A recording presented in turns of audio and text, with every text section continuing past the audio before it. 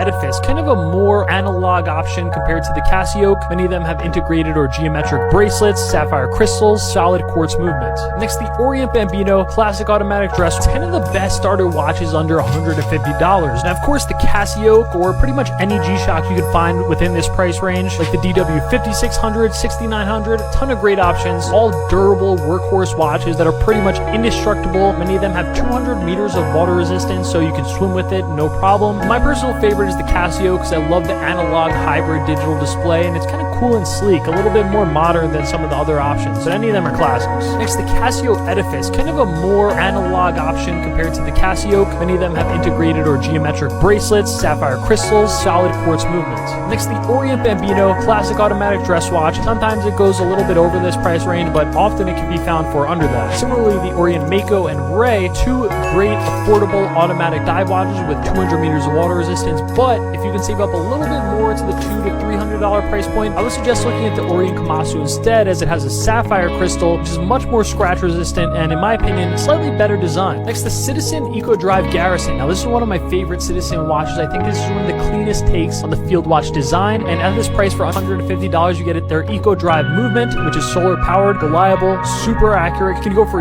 years and years. You just keep charging it in the sun and it's good to go. Next, Vostok, we got watches like the Amphibia and the Commandeersky, extremely low priced mechanical watches. They're kind of quirky and fun with their different kinds of dials. Next, the Casio Duro, probably one of the best cheap dive watches. It's actually a really reliable workhorse dive watch with a screw down crown, accurate and reliable quartz movement, and probably one of the best value watches you can get if you just want to get a watch that looks good and you can take it in the water without having to worry about it. Next, the Timex Expedition or the Weekender. These are great starter watches on the more affordable end that just look good, don't break the bank, and are great watches if you want to see if you even like wearing a watch at all before spending more for something a little nicer or more expensive. Now, sometimes in this price range you can find some of their Timex Q or even some of their more affordable on sale mechanicals, which are a great value within this price. Next, basically any Seiko 5 you could find in this price range, no particular model, but specifically some of the older Seiko 5s that were like 37, 38 millimeters, because they would often sell for around $100 or even less. So now that they've been discontinued, many of them seem to be selling for more than that. So it just depends. You got to bargain hunt. You got to find the ones that are within your price range and at the $100, maybe $150 price point. You know, once it gets to the $150, $200 price point, now you want to start looking at their new Seiko 5 sports models, which have a little bit better specs for the price, although are styled a little bit more sporty. Next, basically any